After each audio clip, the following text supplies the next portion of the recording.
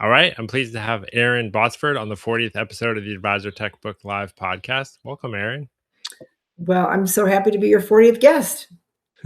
I saved 40 for you because it was going to be 40, and then I recorded another one, but I was like, I'm keeping 40 for her because 40 Okay. is a good number. Yeah. Great. um, so for anyone that might not have heard of you and your work in this industry, do you want to give a short version of your story and how you got where you are? Yeah, sure.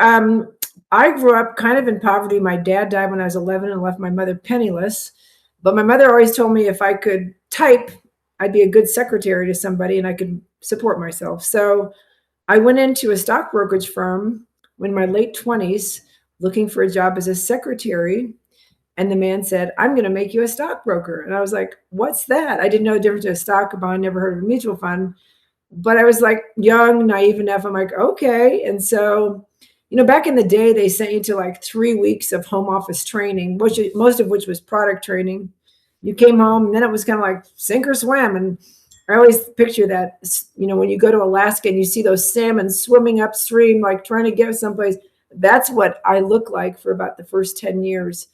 And there were no mentors, there were no programs, there was no nothing. It was just figure it out. And so at one point, I decided I was done. I just thought, I hadn't taken a day off in like 10 years. I'm talking Saturday, Sunday, and I just was not happy. And so I went to my branch manager and said, I'm done. I'm quitting. I just thought I'll go get a job. Maybe that secretarial thing will work out. So he was interesting. He was a veteran, longtime veteran of the business. And he just had no way to help me. Mm. And so he said, "Oh, come on, Aaron, you're not a quitter. Don't give up." And I'm not a quitter by nature. He said, "Why don't you go get some business coaching?" And so I did. And the story just went from there. So Yeah, no, that's interesting. So 10 years in, was there a reason that you were working every day of the week, or was it out of necessity, or was it out of like a personal drive? it was really because I had no idea where my next prospect or my next client was going to come from. Sure. So the first 6 years, I did an average of 6 seminars a month. Okay. But they weren't guided or directed. It was like at the public library, at wherever it was. And really, I didn't have any idea like who my ideal client was. So back then, if they could fog a mirror, they're qualified to be my client. And so there was no skill involved. It was just like everything was trial and error. And I approached this prospect and thought it went really well, and then I never heard from them again. And and it was trial and error. Okay, we'll say this next time or do this.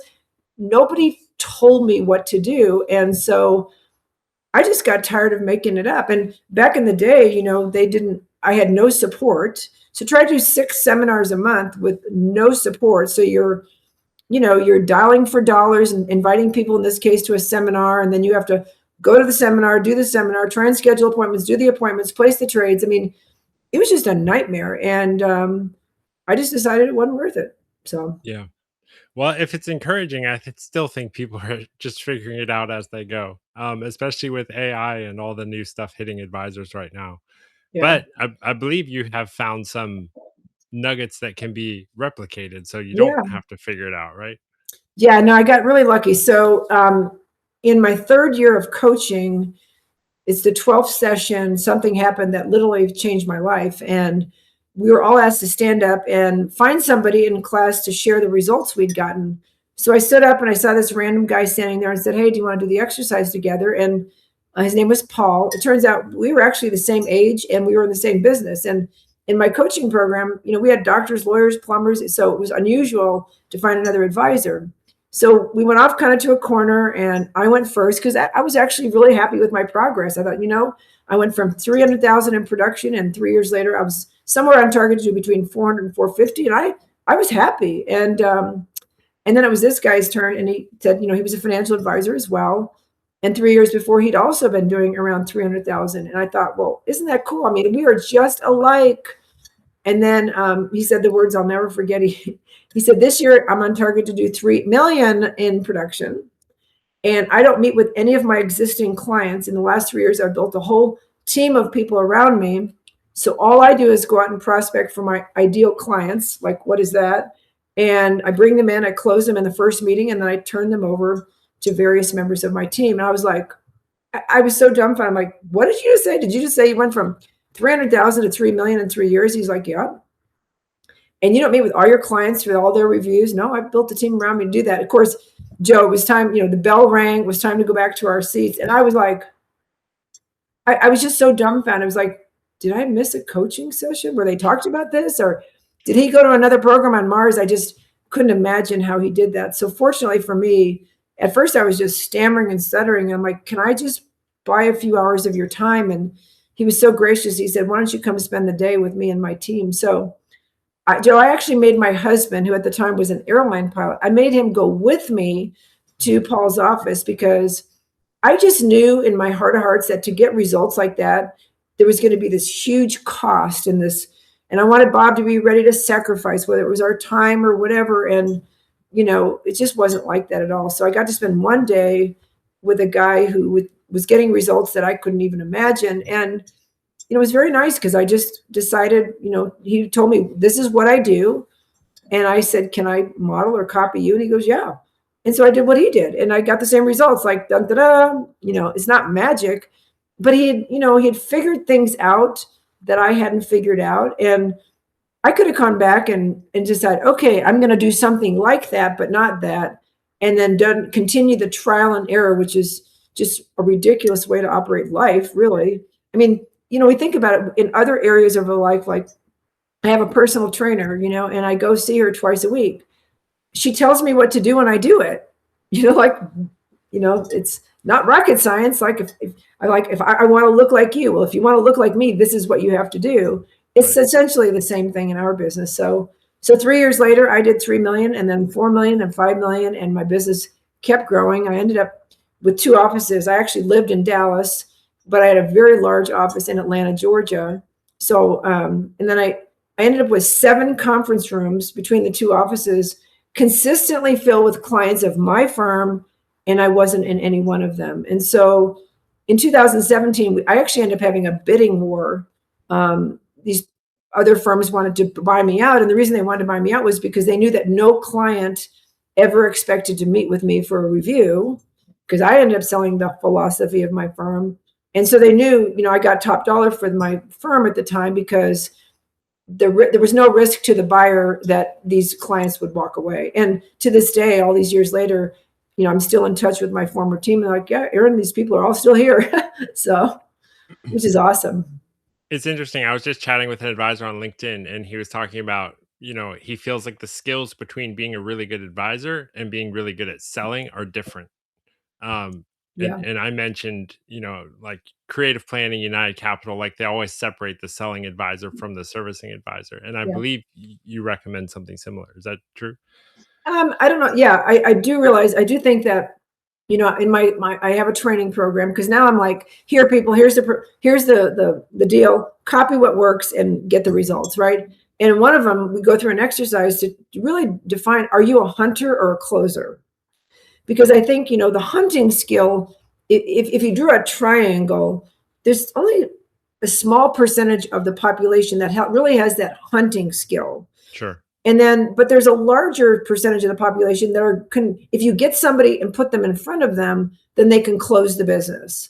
So in my firm, I was the primary hunter all the way up to the very end. I wanted to have more hunters. We tried out a couple of hunters, but the truth is, Joe, if somebody can hunt, if they can hunt, why are they going to hunt for me? Why not hunt for themselves? Right. So the closing piece it's so easy to learn. It's really say this and they'll say that and say this. And closing is it's a very learnable, teachable skill, but hunting I've found is not so much. So that's why I think some firms, they're going to identify their big hunters and then place them into servicing advisors. So now you've trained, I believe, like thousands of advisors in the very ways that you used to run your business. What do you think is the number one thing advisors are struggling with in 2026? In 2026, I think every advisor that comes in to see me, they have a limited view of themselves. And so they also haven't defined their ideal client.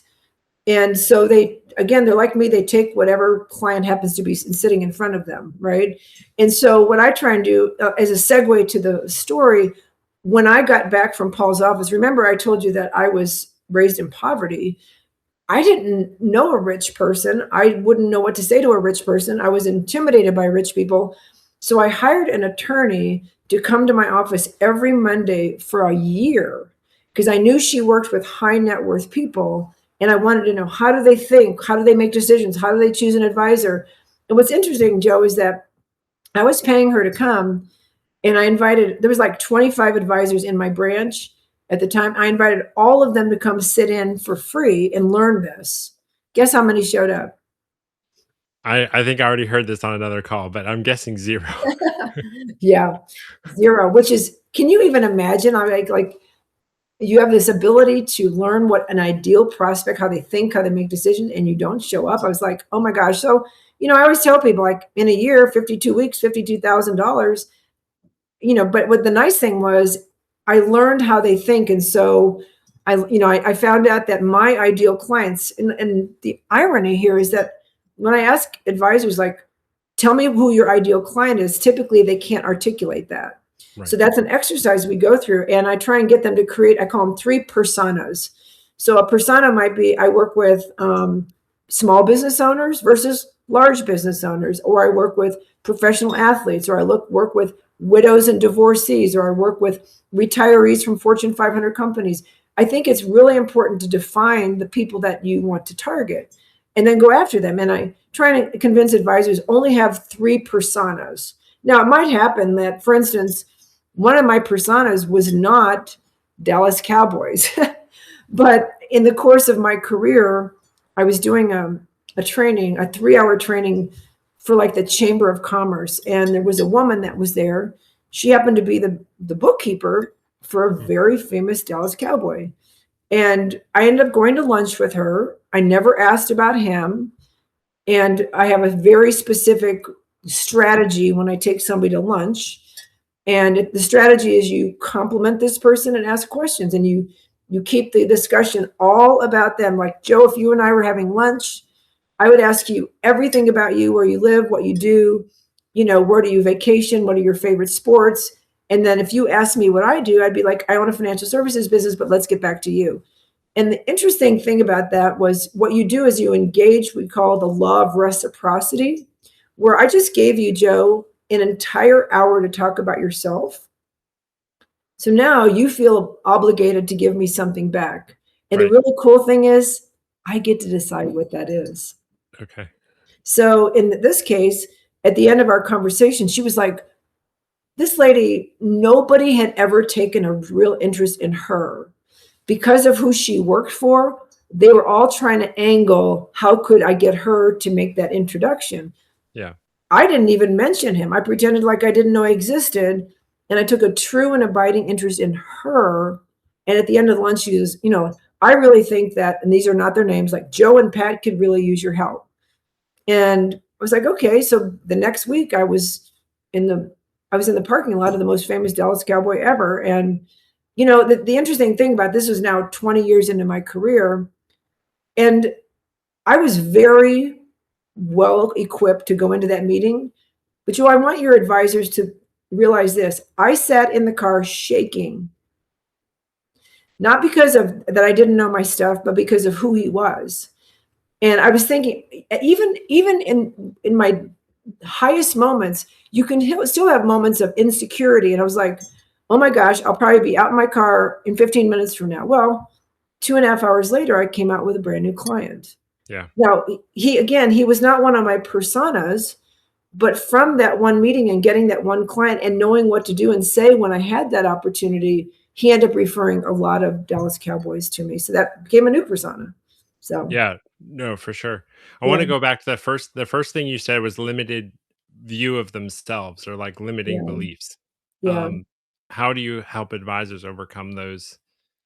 Well, you kind of just addressed it a little bit, just like sitting in the car going to talk with probably someone that was much wealthier than you. So you probably felt inadequate to speak with them in a way. Yeah, I didn't at that particular moment, I did not feel inadequate to speak with him. I thought, wow, I knew this person was covered up with advisors.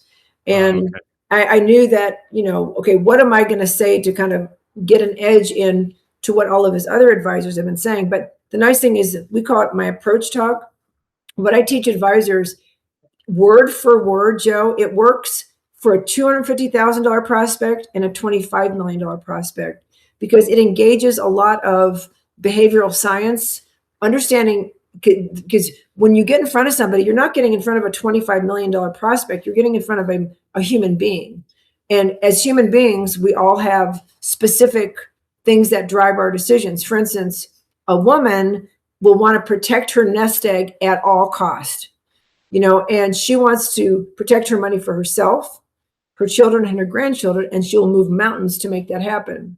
A woman, I think when we talked before, Allianz did a study back in 2012, and it said that for women, their biggest fear, they said 57% of college educated working women, their biggest fear was not only running out of money, but becoming a bag lady. Hmm. Now think about that. There's a long, long line from I'm working right now, I run out of money, and I'm a bag lady. And what's interesting about this, Joe, is it has nothing to do with, it's not a cultural thing, like a US thing. It really goes back sort of to the dawn of civilization, where because men have a different DNA when it comes to risk and reward. A man, if he was like my husband, and you said, well, if this happens, you could lose everything you're worth. They'd be like, well, if I lost it all, as long as I've got a big screen TV and a futon, I think I'd be good. Yeah. And a woman will never feel that way. And so I say this goes back to the dawn of civilization when he went out and he, brought home the bacon and she fried it up and took care of the kids. And so knowing some psychology, so everything I teach and everything I did was understanding what she needs in the relationship and what he needs in a relationship and in advice, and approaching them, just knowing a few things about human psychology. Joe, I had about a 95% close ratio in one meeting. And and that's what I teach, because I think this idea that you're going to do multiple discovery meetings, all that really does, it gives the prospect one more opportunity to say no to you. Yeah. And I never wanted that. So I teach advisors how to close a prospect of any size the first time they meet with them. And it's super easy because you don't have to change what you say for a $25 million client or a $250,000 client. You say the same darn thing. Yeah. So you Yeah. have an approach talk? You have like something you say to yourself before you go into a meeting? I don't anymore. Okay. No. I need a podcast approach where like I read a paragraph about what I'm doing and then go into the podcast. Yeah, no. It's really powerful when because it's really, like I said, because of human psychology, I know when I say this, they're either going to come back and they're going to say this or this. And I have a response to both. So you're just sitting there waiting for them to respond. And then you choose the appropriate response back and you end up with a new client. It's pretty amazing. Yeah. No, it almost looks like a flow chart, It like does. It is a flow chart. It is a a flow human chart. flow chart. Yeah. No, that's really cool. So the limiting beliefs, the second one is ideal. I've talked to a lot of advisors about like picking a niche or ideal client persona, and it's almost like they're afraid to do it. It's almost like, I mean, I'm sure you have experience with this too, but they're like, if I narrow down to who I'm going to focus on, I'm like cutting off life supply basically. Yeah. And the thing about it is we don't make like if I run into somebody, I'm not going to take this person as, I'm not going to do the approach talk with him. But what it does eliminate, I'll give you an example. So when I first started in the business, it was Panama City, Florida. And in Panama City, Florida, my husband was in the Air Force. So there was the west side of town, excuse me, the east side of town was all military. And military people don't make any money. Now, the west side of town, Panama City Beach, was all the snowbirds that came down from the Midwest, from Illinois, Ohio during the winter. And they're the ones that had the yachts and the beautiful, they had all the money.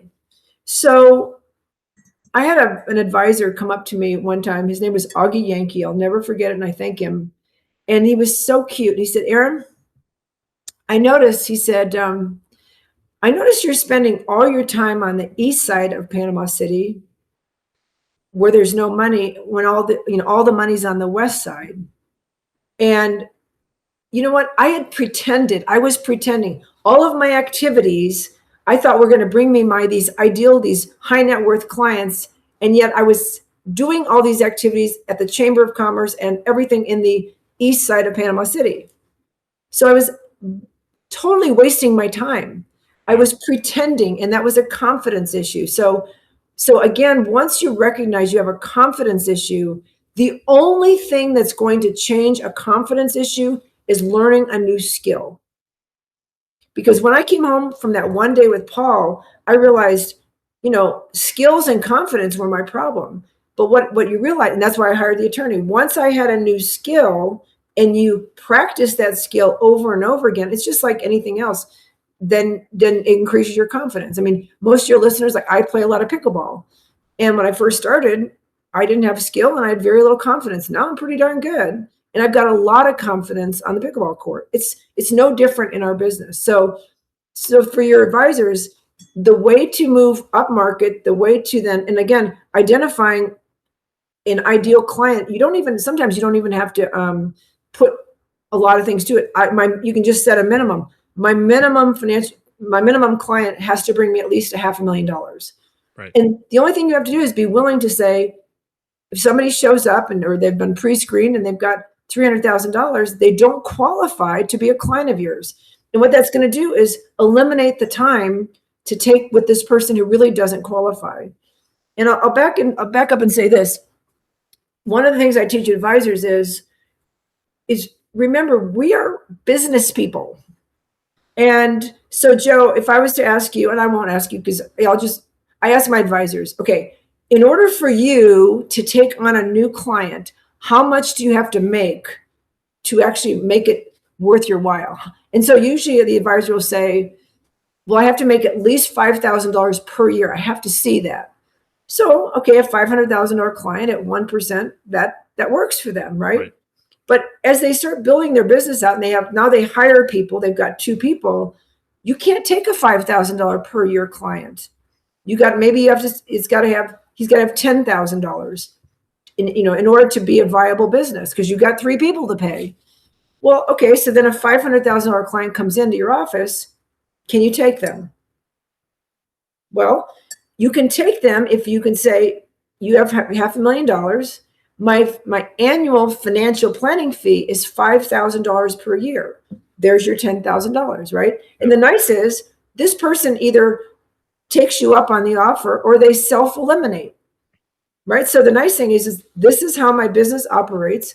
This is, in order for you to become a client at $500,000, it's $500,000 plus a $5,000 per year annual financial planning fee. It's kind of like take it or leave it, right? So when you really think about it as a business person with overhead, then you can start narrowing down what size client you can take. Otherwise, you're going to go out of business, right? Yeah. So, but like a lot of advisors are working from a desperate place, like we call it commission breath or something. So, how do you get someone who's, they really need this sale, like to pay their next mortgage payment or something? How do you get them from there to the confidence to be like, my minimum is 500,000, and the prospect walks out and they're like, I don't have another prospect yet. Yeah, they have to learn a new skill. It's as simple as that. If they keep doing whatever it is they're doing, if they're desperate, whatever they are doing, they're going to keep doing it and they'll be out of business. So I tell people, whether it's me or somebody else, find somebody who's getting the results that you want to get and copy them. Right. Otherwise, the definition of insanity is doing the same thing over and over again and suddenly think, you're going to get a different result. Yeah. And that is insanity. So like I said, find a mentor, find a coach, find a trainer. I'm a trainer. I'm not a coach.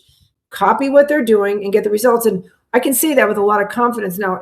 From my program, I've trained several thousand advisors, and it is just phenomenal. They're getting the same results that I did. And, because it works. It's like it took me 30 years to perfect it. And I could have, I sold my firm in 2017. I could have just walked away and been playing pickleball and golf all the time. But I thought, what I learned is so important. It's so valuable. It's such a important skill I didn't want to just walk away with it. So I created a course and I teach advisors and they're getting the same result. Yeah. What if you could boil it down to like one specific skill that advisors need to learn, what skill would that be? Well, I will go through it with you. The skill is to be able to close a prospect of any size the first time you meet with them. And when I say that, because I know it's no harder to close a $500,000 client than a $10 million client. Yeah. Because when you can do that, it's like literally taking candy from babies.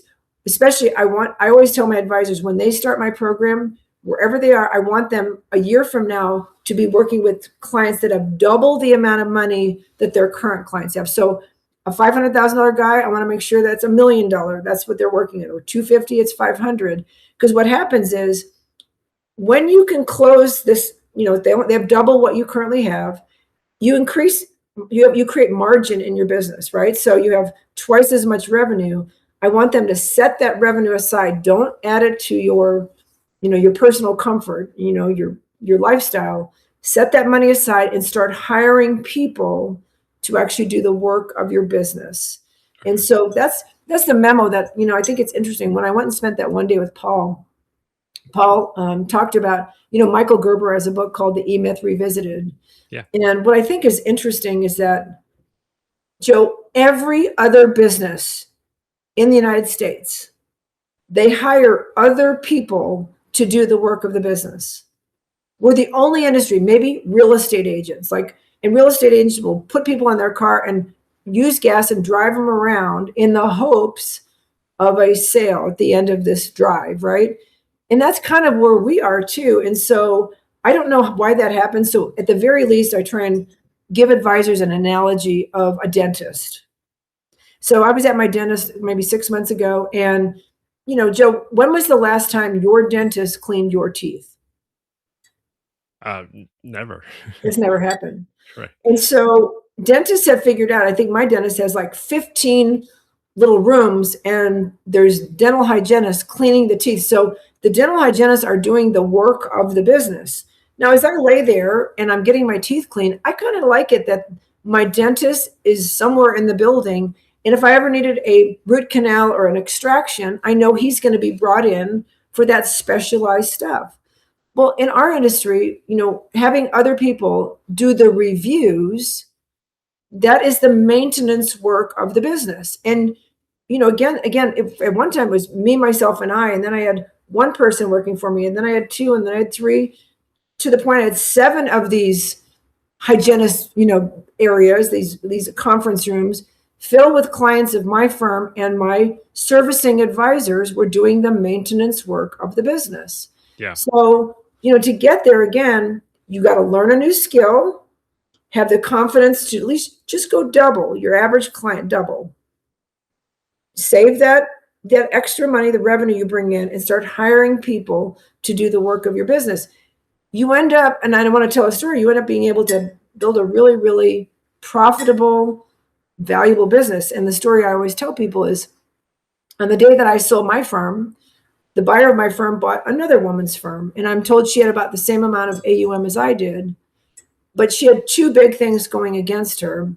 She had a staff, but she had never empowered them to meet alone with her clients. So all of her clients were used to and expected to meet with her, but she'd had a massive stroke and she had to sell. So she ended up getting, think about it, 25 cents on the dollar compared to me. Right. And No, I that's always tell really neat. advisors, I go, how would you like that? How would you like to go home and say, hey, honey, I got 25 cents on the dollar compared to what I could have gotten because I didn't learn a new skill. I didn't do what I needed to do to build a viable business. I mean, that would be a terrible outcome, Right.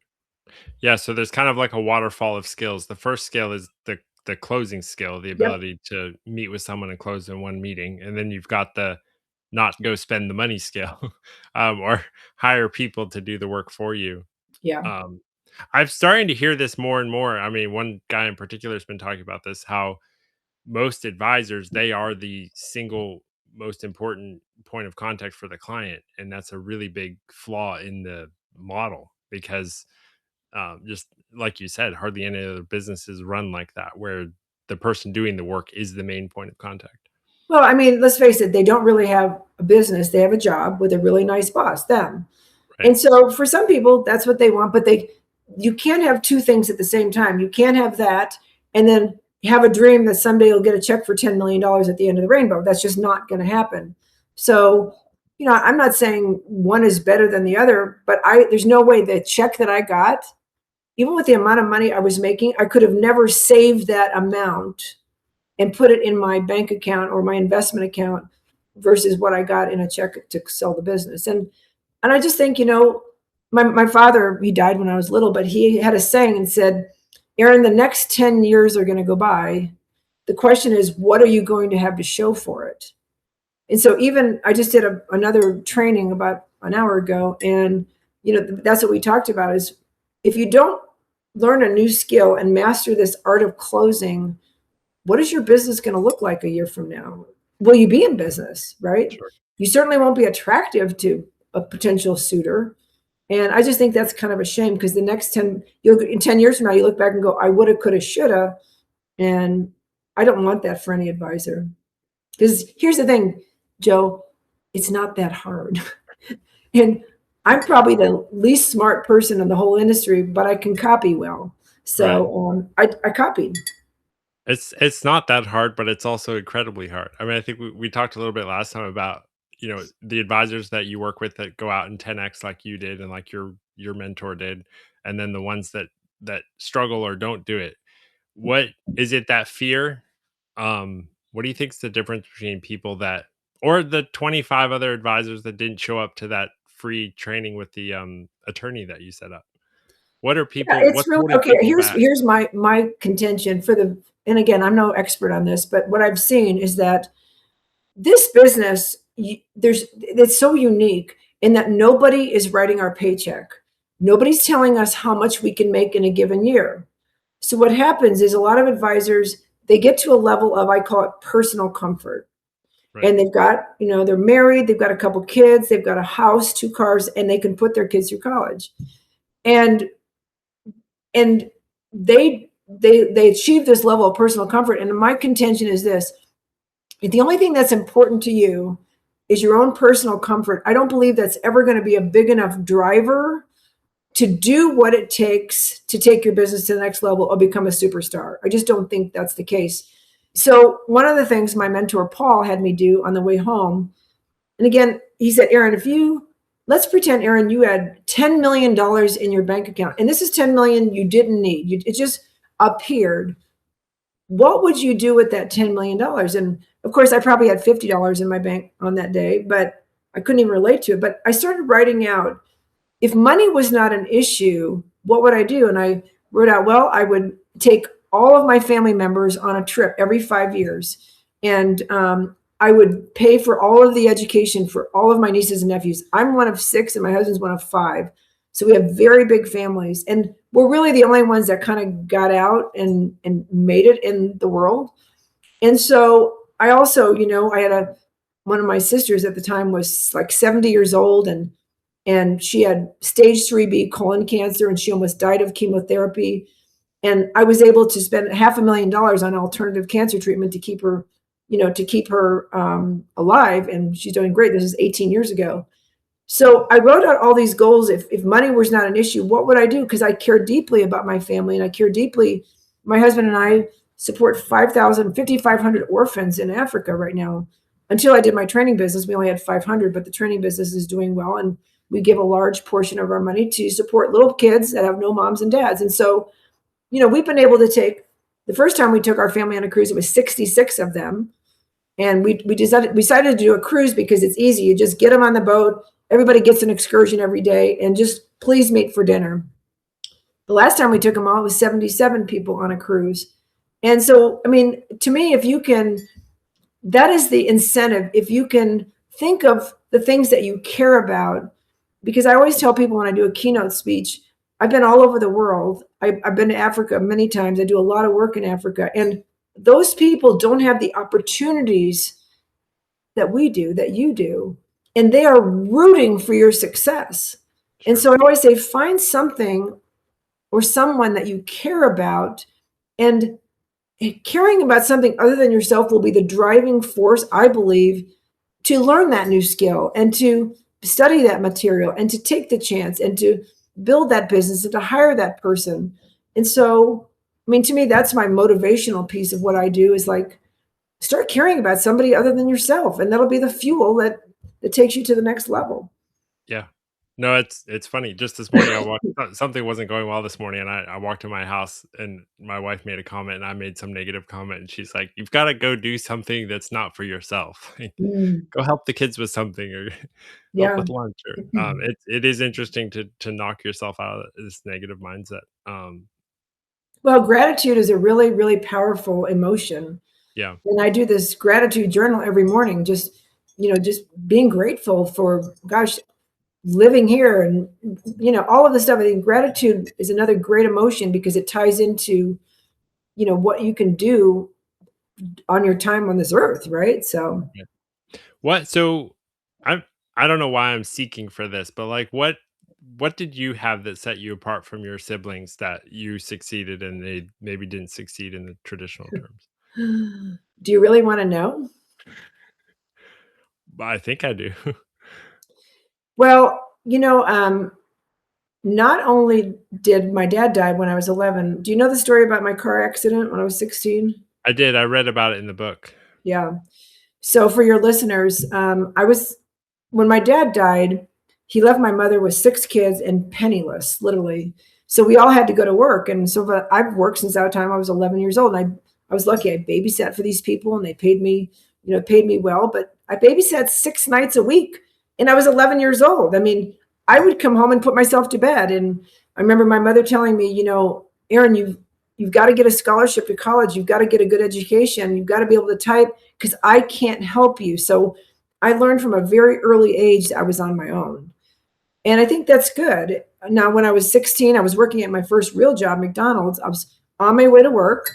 I was getting ready to make a left hand turn and I was slowing down. It was actually in my sister's car because I didn't have a car. And a motorcycle came screaming around the corner. The guy went out of control and slammed into my car. And of course, all this happened in a split second of time. But the next thing I know, I'm stopped in the middle of the road and I get out and I look around the front grill and there's a motorcycle embedded in the grill, but there's no motorcycle rider. And, it was like it didn't compute. I didn't understand what was happening, but I looked around and I went way over and there was a young man like laying in the ditch, dying, bleeding to death. And long story short is, well, shorter story was this couple came up to the scene of the accident, and the man came over to me to see if I was okay. I mean, my windshield didn't even break; I was fine. And this woman went over to this young man, and it turns out it was his parents, Oh, no. and they had been taking a walk that day. He was only about 100 yards away from home, but he was 18. He'd borrowed the motorcycle that morning. He'd never ridden a bike, and he just came around this corner and you know and slammed into me, right? And but the sad thing was, Joe, I was charged with involuntary manslaughter by the state of California, and the reason was because there was no witnesses.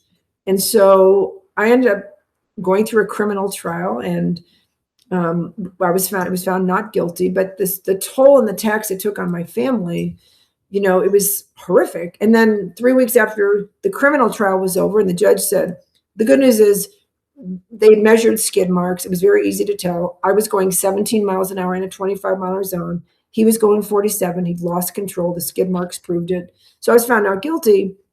And then the family of the young man sued my mom and me for just a ridiculous amount of money. So the reason I say that is from what I do as a financial advisor, think about how good of an advisor I was.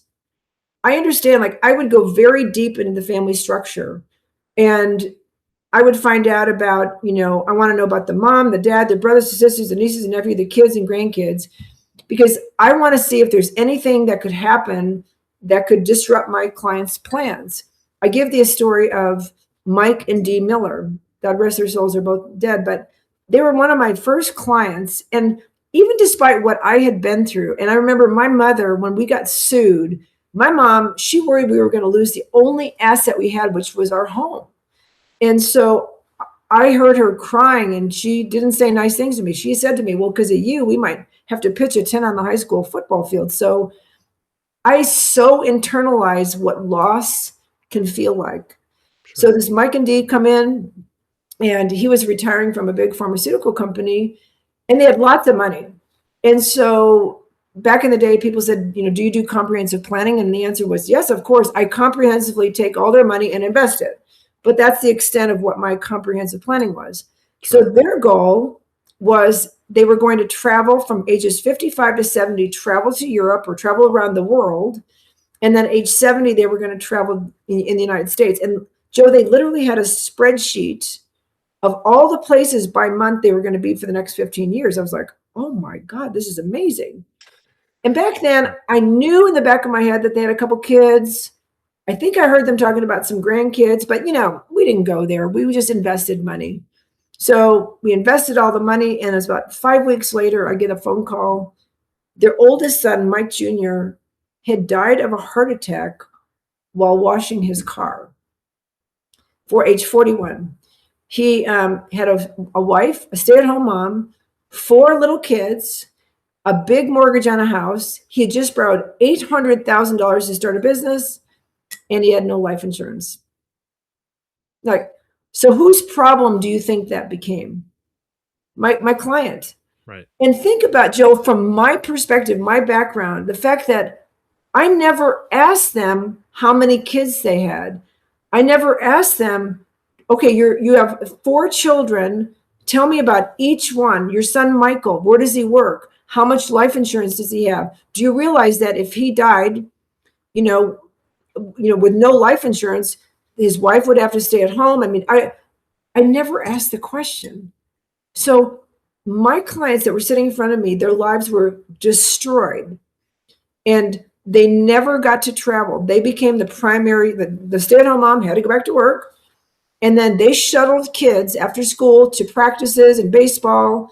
And 10 years later, by the time, the last kid was in high school, Mike's health had deteriorated so much, they never got to live their dream. Joe, I beat myself up so much. But the good news was that's when my comprehensive financial planning process was born. And so what I teach advisors to do is, if you really want to get deep in the family and create sticky clients that'll stay with you forever, you do want to have, we call it our visions and values conversation as part of your process. You want to ask them first start with their mom and dad. How are mom and dad financially situated? Is there any circumstance under which mom or dad might have to come live with you? Do they have long-term care? If they have to go in a nursing home, who's going to pay for it? So let's get at the very beginning, let's get all this stuff out there so that you, Mr. Client, prospect now client, doesn't get blindsided, And so that's how, like I said, this comprehensive planning process was born. And I can tell you, Joe, that when I do my approach talk, I sold most of my cases without ever saying the word investment. I always started in the area of risk management. And I tell people, you know what, whether you're here, whether you have $1 million or 10 million or anywhere in between, if an event happened, and trust me, those events happen in a split second of time that would cause you to lose all your money.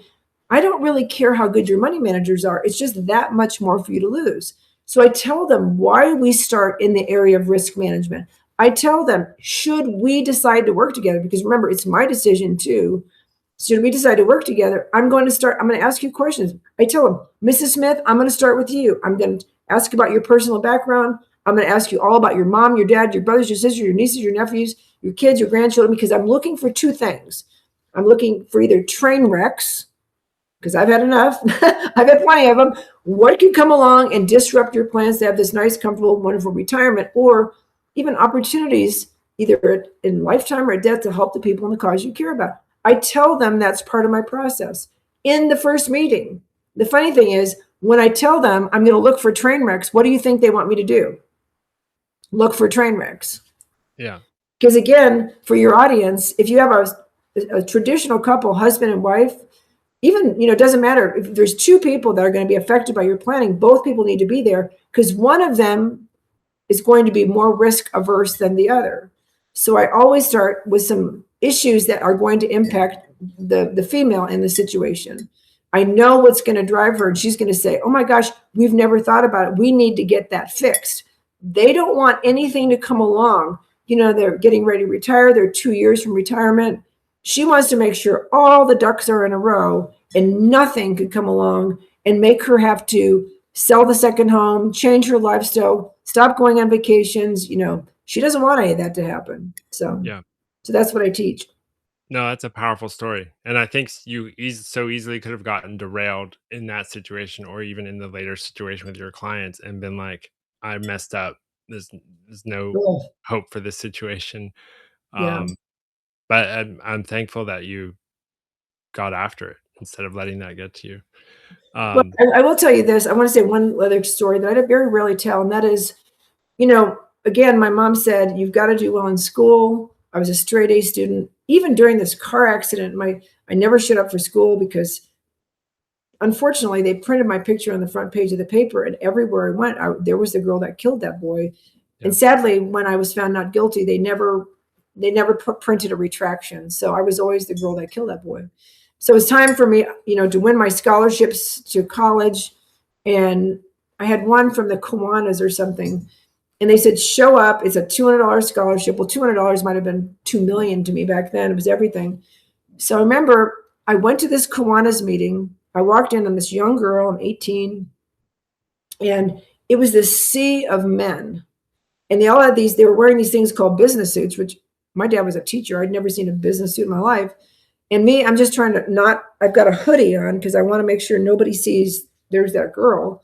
Maybe they'll take the scholarship away, you know? So I'm sitting in the back, and all of a sudden, the door opens, and this woman came walking in. She was this sole woman, and she comes walking in, and she just commanded the room. And they're like, it was like parting the Red Sea. The guys were parting, and they're kind of glad heading her. And I'm looking at her, I'm like, oh my gosh, like, who is this person? And what does she do? And she looks so powerful. She had this red suit on, red shoes, like Manolo Blahnik shoes. And I remember it took watching her, took the focus off of me. I was just mesmerized by her. So they started the meeting.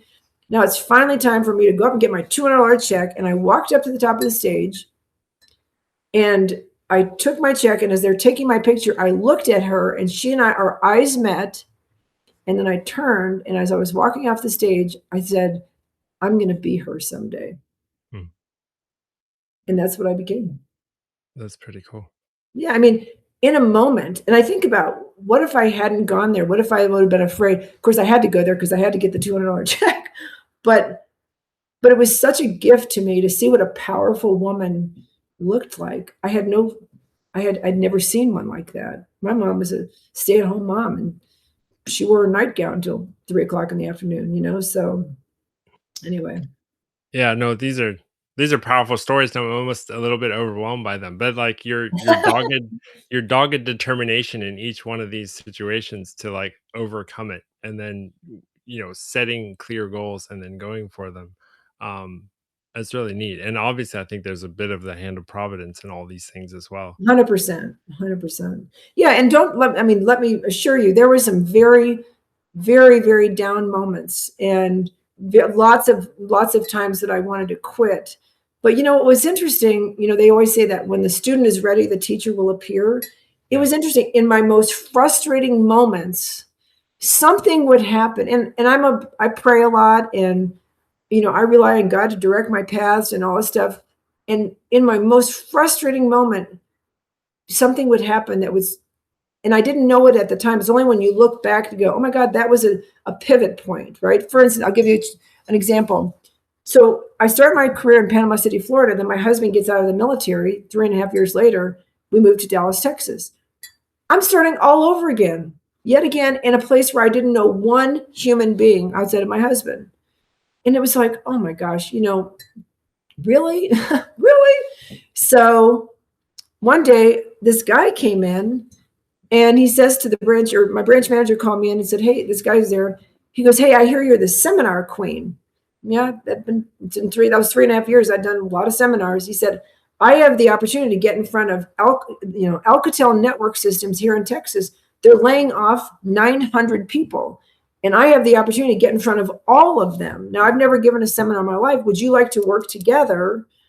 And you do the seminars, and then we'll split the business. And I was like, talk about providence, because I didn't know anybody. I mean, that happened, Joe, 3 months after I got to Dallas. Yeah. Next thing I know, I'm standing.